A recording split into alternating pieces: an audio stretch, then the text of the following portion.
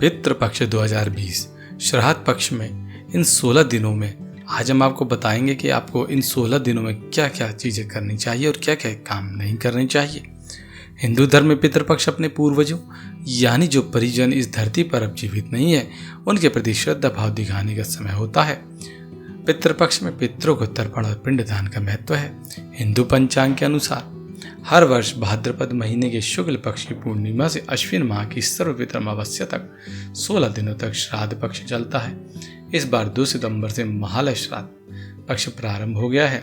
मान्यता है कि श्राद्ध पक्ष में पितृलोक से पितृदेव अपने परिजनों से मिलने के लिए धरती पर आते हैं।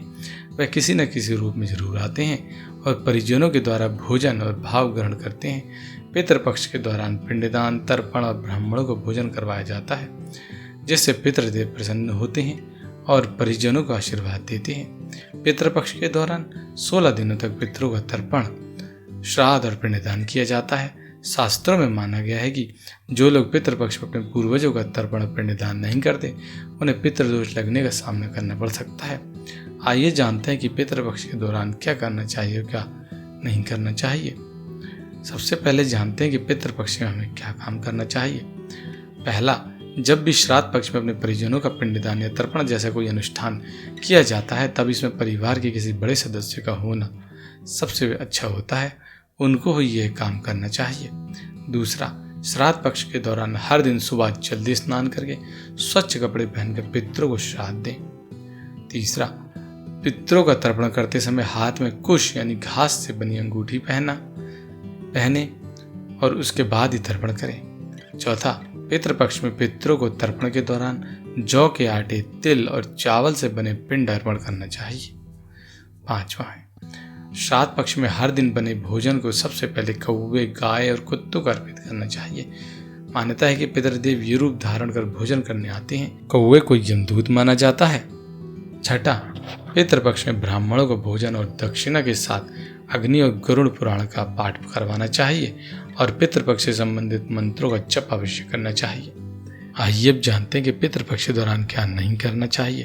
पहला, शास्त्रों में कहा गया है कि पितृपक्ष के दौरान किसी भी तरह का कोई भी शुभ कार्य नहीं करना चाहिए।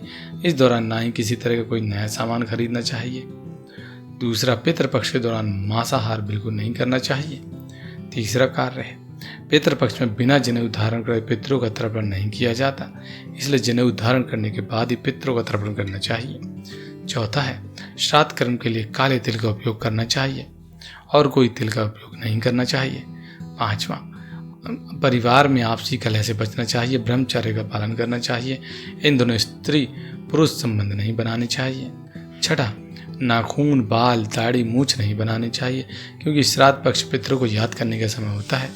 यह एक तरह के शौक व्यक्त करने का तरीका होता है। सातवां, भौतिक सुख के साधन जैसे स्वर्ण आभूषण, नए वस्त्र, वाहन इन दिनों खरीदना अच्छा नहीं माना जाता है क्योंकि यह शौक काल होता है। आठवां कार्य, पितृपक्ष के दौरान किसी भी परिस्थिति में झूठ न बोलें और कटु वचन से किसी को दुखी न पहुंचाएं। नौवां, पितृपक्ष के दौरान इस बात का विशेष ध्यान रखें कि घर का कोई भी कोना अंधेरे में न रहे, वहां एक दिया या कुछ बल्ब जरूर लगाना चाहिए।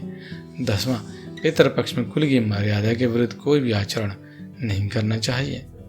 तो ये कुछ ऐसे कार्य थे जो कि पितृपक्ष के दौरान व्यक्ति को नहीं करने चाहिए। कुछ ऐसे कार्य हैं जो कि पितृपक्ष के दौरान व्यक्ति को जरूर करने चाहिए।